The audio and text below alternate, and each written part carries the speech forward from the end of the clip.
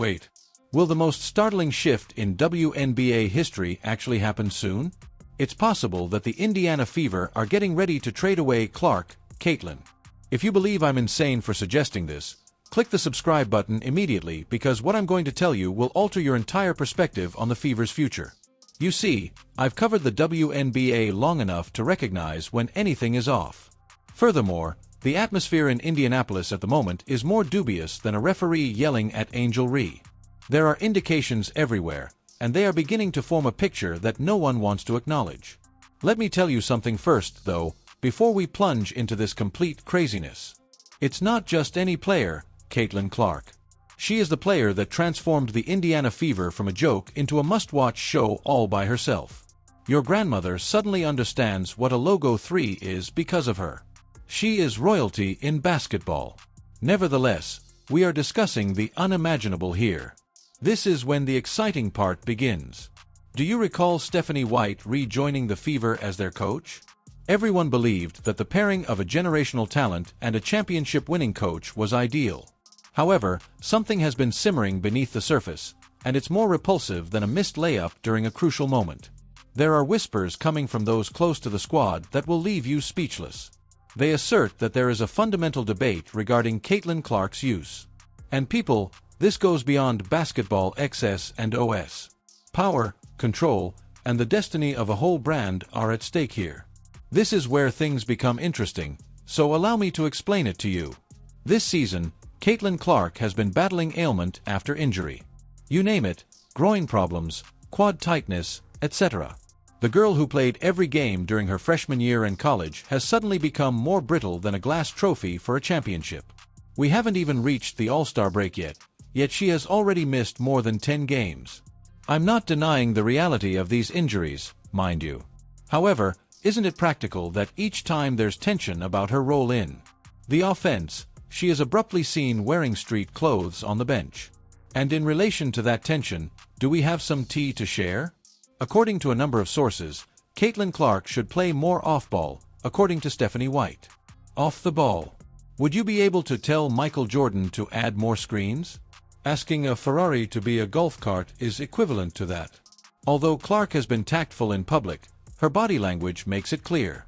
She actually sighed before responding when asked if she would play with another point guard. People, that isn't how a happy rock star would react. However, this is when things really go crazy. Guess what happened while Caitlin was out due to her most recent injury? The Indiana Fever came out on top Commissioner Cup in her absence. They defeated Minnesota Lynx, who led the league, 74-59. And they looked amazing while they did it. Stephanie White was constantly discussing the team's strong performance as a unit, how they developed a defensive identity, and how they made new friends. She seemed to be trying out for the team for life after Caitlin Clark in front of us. Now allow me to make some astounding connections. Do you recall what transpired with the Mavericks and Luka Doncic? He was rumored to be challenging, followed by unnamed sources who claimed the squad performed better without him, and then the unexpected trade that caught everyone off guard. Here, we're seeing the same playbook. Already, beat reporters who have access to the team are sowing seeds. An complete essay was recently written about the negative aspects of Caitlin Clark's fanbase. A negative aspect. They are referring to them as an issue because they are purchasing tickets and jerseys and converting the Fever into appointment viewing. Allow me to explain what's actually going on here. The brass of the Indiana Fever believes they are smarter than everyone else. They observe what Caitlin Clark has to offer. They are afraid of the scrutiny, the demands, and the expectations. Instead of dealing with the attention that comes with having a transcendent superstar, they would prefer to be a solid team that no one watches. The small market is the same mentality that has plagued franchises for many years. And let me give you some facts before you say I'm reaching. Stephanie White's close friend and former college coach, Carolyn Peake, has been widely quoted in the media as suggesting that the sport is better without Caitlin Clark. She has increased her efforts fourfold. Do you believe she's saying it without at least speaking with her close friend Stephanie? These aren't coincidences, please. These are messages that have been coordinated. Hold on tight, because this is where things start to get serious. Here is my theory.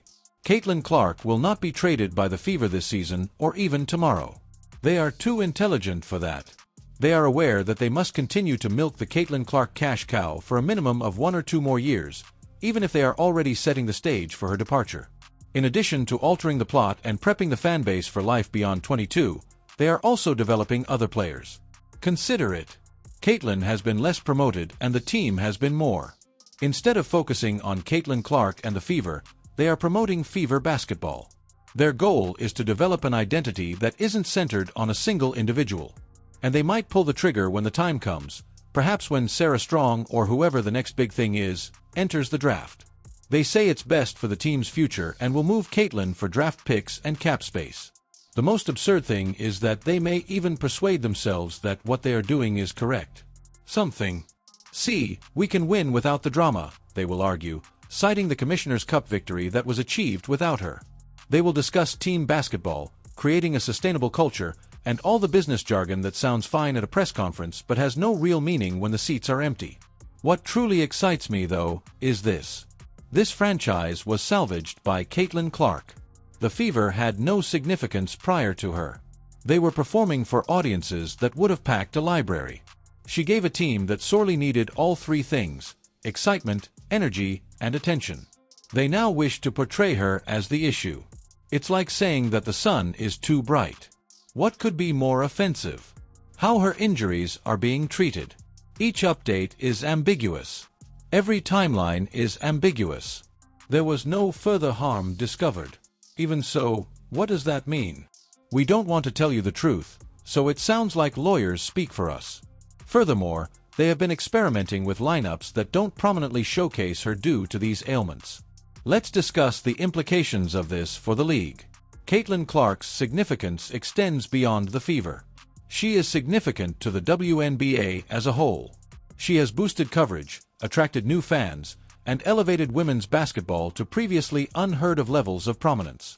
It wouldn't simply be a Fever issue to trade her. It would be an issue for the league. Consider the Lakers trading. They disliked dealing with Showtime, which is why Magic Johnson was at the height of his powers. That's the degree of ignorance we're discussing here. Also, to everyone who says, "Oh, you're exaggerating. Their top player would never be traded," I have something to remind you of. Numerous teams in the sports industry have made the same error. Teams that prioritize politics above performance and comfort over excellence. The Fever won't be the last, and they won't be the first either. This is the part of all of this that truly tears my heart. Indiana is where Caitlin Clark desires to be. She's said it more than once. She fell in love with the organization, the city, and the supporters. However, she has been shifting her position recently, rather than speaking about spending her entire career there. The next few years, she says now. Folks, that isn't a slip of the tongue. A superstar who recognizes the signs is that person. Now, the question is, where would she go? She would be desired by every team in the league. She and Sabrina Ionescu would undoubtedly be paired by the Liberty for the most impressive backcourt in basketball history. She would join A.A. Wilson on the Aces' great team, which would rule for years. She would be a wonderful leader for the Storm's future generation. There are several options, and none of them is more thrilling than seeing the Fever destroy themselves. Here's the point, though, and it matters. I'd rather not see Caitlin Clark go from Indiana. Watching her career develop is something that the fans there deserve. They should benefit from having a generational talent because they have remained faithful throughout the lean years. However, if the company keeps going in this direction and treats her more like a problem than a solution, perhaps she needs a change of scenery. Are you curious about what makes all of this so funny? The Fever are actually building a house of cards, even if they believe they are creating something sustainable. Yes, they could still win a few games without Caitlin. They could possibly qualify for the playoffs. However, once she leaves, when the attention relocates, the casual fans will realize what they've lost when they stop watching. And it will be too late by then. It's almost poetic in its irony. The Fever endured years of being a dismal team, being disregarded, and being the league's last resort. After that, they have a player who transforms everything, gives them relevance, and places them on the map. And how they react by bristling at the expectations, complaining about the attention, and acting as though success is a burden. It's like getting lucky and whining about having to visit the bank. See, I understand. Superstar management is not simple. There is actual pressure. The level of inspection is high. Furthermore, not everyone is suited for the limelight. However, that's precisely why you hire seasoned executives and coaches to deal with these circumstances. Rather, the Fever appear to be faltering due of their own achievements. In all of this, let's not overlook the fans. The real Fever supporters who have stuck by the team through thick and thin are deserving of better. They are entitled to a company that embraces brilliance rather than shies away from it.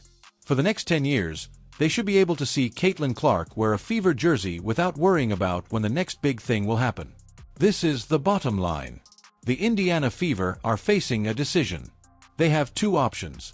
Either they accept their celebrity, develop around her, and produce something unique, or they keep using muddled messages, passive-aggressive management, and getting ready for life without her. Everyone, with the exception of those making the decisions, believes the option is clear. What comes next, then? Watch this space for additional strategic leaks, pieces detailing the challenges faced by Caitlin's followers, and a greater focus on the team's achievements in her absence. Keep an eye out for unclear injury updates that cause her to miss more time than is required. When she is playing, see how she is used. Is she the center of attention, or is she being ignored? These are the indicators that will show us the direction of this story. And keep in mind that we have already watched this movie in the NBA. Management and the superstar have disagreements. Unnamed sources begin to speak. Trade takes place. Everyone displays shock. The WNBA human nature is the same, even though they may be in different leagues. Short-sighted decision-making, power battles, and egos do not discriminate on the basis of gender. However, this is what I have to say to the Indiana Fever organization. Get up. Caitlin Clark is someone special to you. One of your players has the ability to define your franchise for a whole generation. Don't let fear, ego, or narrow-mindedness take that chance away from you. Because trading Caitlin Clark would mean losing more than just a player, it would mean losing your soul. And to everyone watching, keep in mind where you first heard it. If nothing changes, this trade will finally take place. Trust me when I say that. Don't be shocked. All the indications are present. It's written on the wall. The only question is if they will realize they have a fever before it's too late. If you believe trading Caitlin Clark would be really crazy, like this video. If they are stupid enough to allow her to depart, please leave a comment below with where you believe she should go. We'll be following this story closely as it unfolds, so be sure to subscribe to this channel. Folks, this is only the beginning. From here, the drama will only get more intense.